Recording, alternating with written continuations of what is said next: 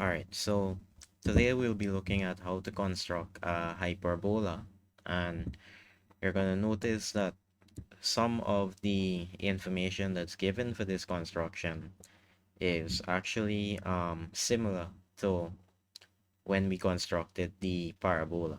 Alright, so you're given the distance from the focus to the directrix, and in this example we'll be using 60 mm.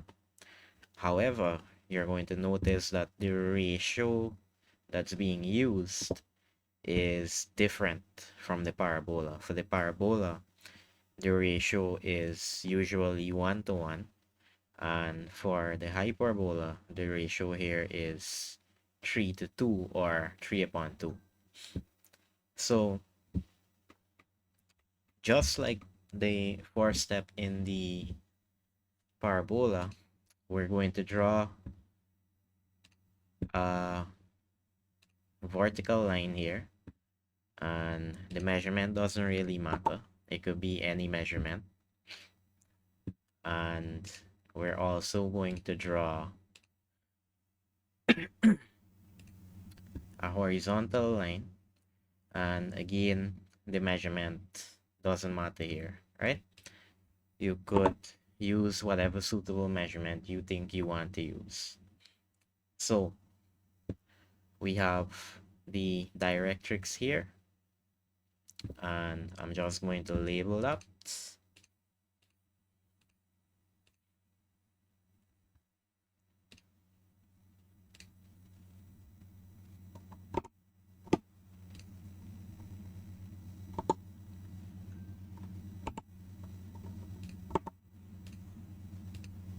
So that's our directrix.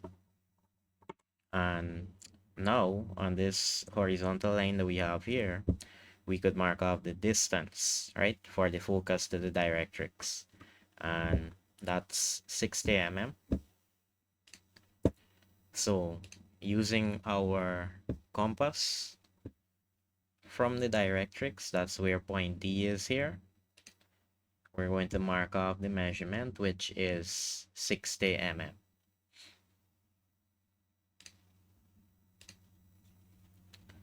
So that's going to be the point at which the focus is, right? So I'm going to label this as point F, right? So that's where our focus is.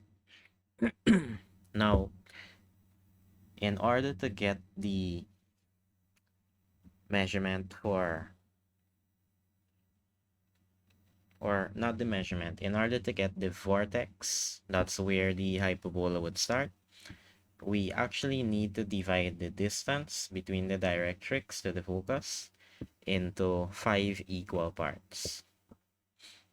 So again, the distance from where the directrix starts to the focus, we need to divide that into 5 equal parts because the ratio is 3 to 2, and when you add 3 and 2 you get 5. So that's the reason why you're dividing this distance here into 5 equal parts.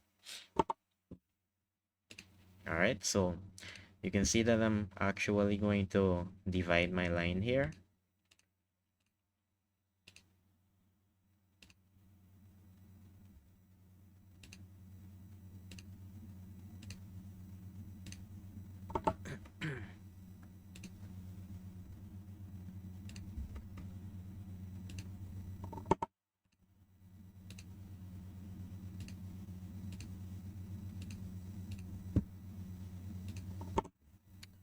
And that's going to be 5 equal parts. So with where the vortex is going to be located, it's going to be 3 divisions after, or not after, before the focus. So you need to count 3 divisions before the focus, or basically where number 3 is going to be, or where the third division is going to be. So your focus is going to be where the third division is here. Not your focus, sorry, your vortex. So your vortex is going to be where the third division is here. That's basically where the hyperbola would start. All right.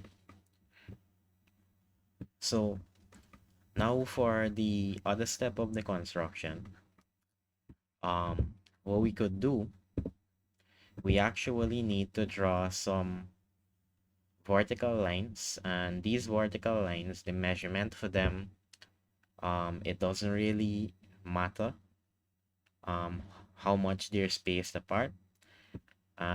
Once we draw them starting after where the vortex is. All right. So you could use your compass, and after point V, or after the vortex, you could draw a few arcs.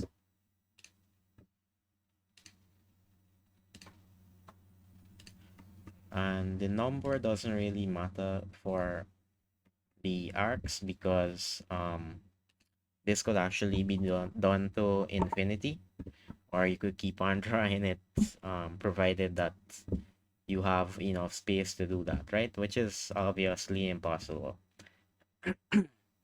But you could use any number of parallel lines that you want to use. All right. So where these arcs are that I've marked off, I'm basically going to just place my vertical lines, but in your case, you're going to have to use your set square and ruler to slide the lines, right? Which is going to give you the same result as me, right? It's just that I basically copied my lines. But you should actually know how to slide the set square and ruler to get the parallel lines, because we've done this before for the parabola construction. All right. Now, in order to know how to plot the points for the hyperbola, we basically need to use the ratio, which is 3 upon 2. And we need to know the distance from the directrix to the force line that we have here. So I'm going to take my measurement from the directrix to the force line that I have here, and that appears to be 49 mm for me. And basically, you have to do a calculation now. So it's going to be 49 times the ratio, which is 3 upon 2. And that gives me 73.5. So that means that I have to use my compass using the center here for this line to scribe the measurement for the hyperbola, right? Which is 73.5. Or in this case, I'm going to round up to 74 to scribe my arc. So this is done on the top as well as the bottom here.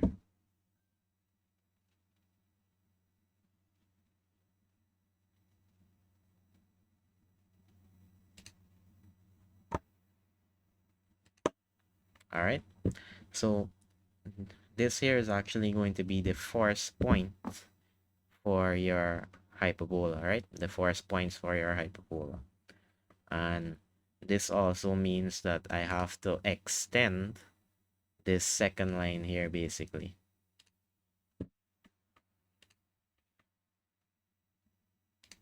So these lines could actually be any measurement, because again, you're not going to know the measurement, or you're not going to know the calculation until you actually do your measurements, right? So now we have to find out the measurement for the second line here. So I'm going to take the measurement again from the directrix to where the second line is, and that's going to be 62 for me. So again, using the calculation, 62 times 3 upon 2, and that gives me 93. So using my compass again, I'm gonna mark off the measurement, which is 93. And again, you're doing this on the top as well as the bottom.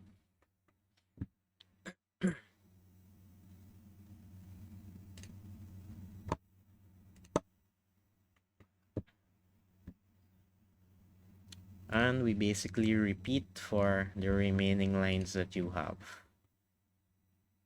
So obviously, when you're doing this construction, you need to be somewhat cognizant of the space that you have on your page. And I'm just going to shorten this a bit to let my construction look more neat.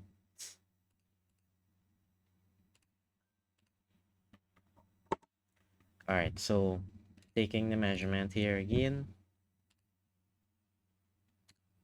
we have 74, and doing the calculation, 74 times 3 upon 2, that's 111. So using the compass again, we're going to mark off the measurement.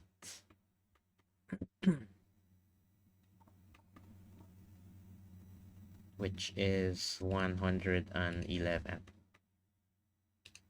So your measurements might not be the same as mine, right? And that's why I'm doing the explanation as to how you're doing the calculation.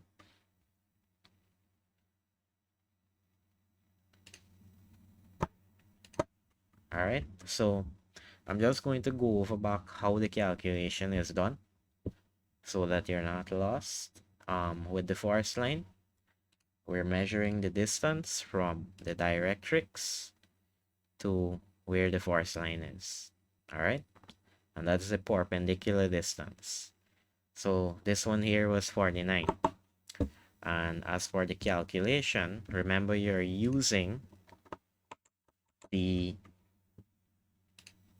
ratio. So the calculation was 49 times the ratio, which was 3 upon 2. Alright, and that gave me 73.5, but I basically rounded up that number and I used 74 instead. And you basically need to do that for each individual line. Alright, you need to use the measurement and you need to use the calculation that you have here in order to know the distance where you have to scribe the arc or where you have to plot the points. So in the interest of time, I'm not going to plot the rest of these. Like I said, it's basically up to you in terms of the amount of space and so on that you have on your page. But basically, when you have your points plotted, you basically freehand it. Or if you have a French curve, you can make use of the French curve. And you draw the hyperbola starting from the vortex. Alright, going through the points that we have here.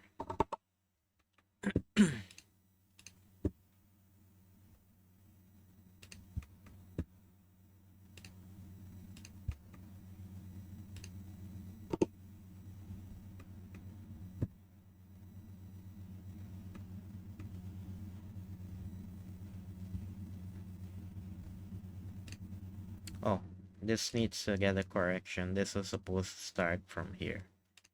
Alright, that was my mistake on my part there. But again, you're starting from where the vortex is and you're drawing through your points. So that's basically what my hyperbola is going to look like. after using the calculations and everything that we've done. All right, and always remember that the vortex is on division 3. All right, that's why we needed to divide this line here. That's from the directrix to the focus into 5 equal parts. And always remember that you're using the ratio when you're doing your calculations in order to mark off the points on your hyperbola.